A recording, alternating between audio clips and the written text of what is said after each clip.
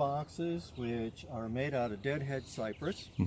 And I put in these lids and everything, and this is a plastic that I bought from Farm Tech, and it allows you the light to come in, but it's very durable.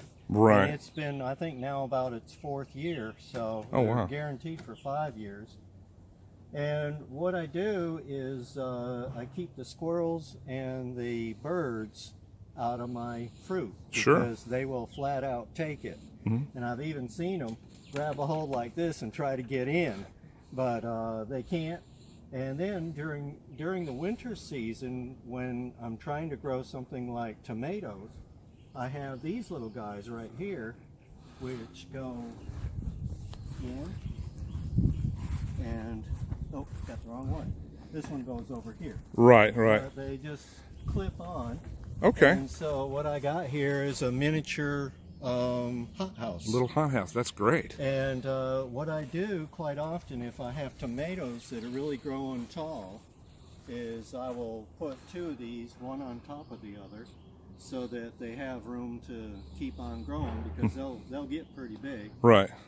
And these are all made so that they're interchangeable. The sizes of the boxes are the same, so I'm able to build or make it like a tinker toy. Sure.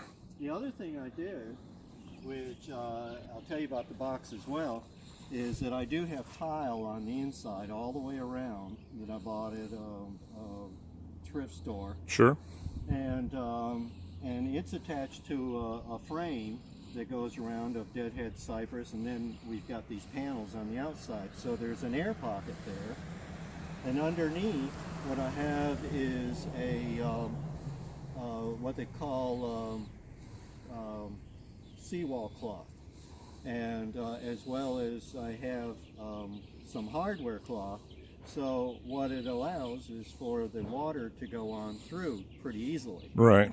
And then they're sit on top of cinder blocks. Sure. So it really has a ability to drain. And that would also stop the moles from coming up through too, right? Absolutely, yeah, and little bushes too that like to come up. Right, right. And so I also have a water system for these, and I found that to be really good, because at first I would sprinkle in here, but now I have these little guys that have holes in them, and they drain out of the holes. Sure. So all I'm watering is the ground. The plant, right around the ground. Yeah, and so that you're not actually getting water which would cause fungus and stuff like that. That's where I started getting in problems with before, is I would get fungus and couldn't figure out where it was coming from. Well, I was spraying them with water, and depending on your water conditions, you know, it could be damaging. But each one of them have a shut-off valve. Okay. And my timer is over there. So I've run underground lines, and I also have electricity over here. Oh, wow. So what I do is I've got a little lighting system in here. When I get all the plastic around it, I've had tomatoes in the middle of the winter, and I love that. Because, I mean, you know, there's nothing better than a good tomato. Now this will lift off, right? Yes. Okay, because I know these are going to get pretty big, right? Yeah, and then I'm going to probably take that box right there. My problem has always been that when I get a really great fall crop, they won't die. Right. And we keep eating the product. Sure. You know, like kale or collards. Right. And I can't pull them. You know, I just can't bring myself to pull them because we're still eating them. And can them, so eat them, and can them. You know, whatever you can. Yeah. So, so at any rate, what winds up happening is I get into the a little bit too far. I've started my plants correctly, but I don't get to put them in the good grounds. So Right, right. thus, I have a bunch of buckets over there, which Sure. I'm growing now. The crops that I really enjoy, which are tomatoes, eggplant, and peppers, of which are in the same family. So they've all been around these boxes at one time or the other, but now I've got a season where I have to put them in buckets instead. So the buckets are in the boxes. Oh, I see them over there now, yeah. And the buckets are kind of unique too, because they have like a little plate down below where I put in water, and then the water comes on up through by osmosis. Sure, sure. And so those I water maybe once a week, and they're good to go. Wow, you've got the setup here. I mean, I knew where I was going when I got up in here, but when I saw this, I had to stop and check it out. And I appreciate you stopping and taking the time to show me and sharing something with a like-minded person. Yes.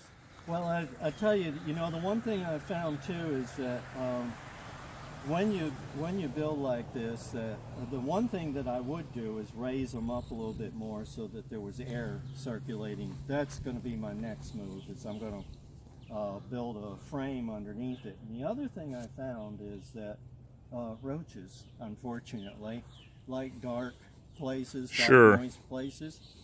So sometimes I find I have chewing going on, and I come out at night and found them. And so that's what I'm going to do next time, is put some that hard or cloth, that seawall cloth, around before I put this back on. But I'm, it's developing more. Sure. But you asked me about this lid. Oh, okay, yeah. See, and that would be the other thing that I think I would do, is put a deal here where it would lift up and air could get out. Because sometimes when it gets up to be about 90 degrees, that guy right there can get pretty hot. So I'm not sure if that's accurate or not. It probably is. We're looking at, well, maybe not. Maybe it's a little warm. I think that's a little warm. When the sun comes up, that's about what we're having, 90 plus degree days. Yeah. So you got tomatoes over there. The back one is empty. Looks like a giant bird cage over there. And I see you got a... It does. And I had to put the top on because I had tomatoes that were growing up past it. But those guys are done, and they're out of here. So I'll be putting something else in it. But we've got kumquats here, and we have a pomegranate, which we got blooms on for the first time this year, but we don't have fruit. But you're supposed to have them for quite a while before you actually do. I see you got some little key limes, it looks like, over here. Yeah, we do, and we got a satsuma over there, and the blueberries, you saw that earlier. Sure. And the fig tree, and the satsuma's been great. We always worry about this greening disease at the beginning of the season, because they never look good, but it comes out. Now, what is that, a sunflower, or what are those? This one, we've got a eggplant. Oh, okay. And then we've got a cucumber, which we have one in there. We've been picking cucumbers about every day. I've seen the tomatoes, but then I got to a big broad leaf. I'm like, well, wait a minute, that's not a tomato. And those yellow ones, that's actual color, and they are good. They're what's called an eggplant tomato. Okay. Why they call them eggplant, I mean, I have no idea. And the citrus is popular here to just leave them in a pot. I've had too many die from the winter when we have a bad winter. Right. So I've been hauling that one in and out.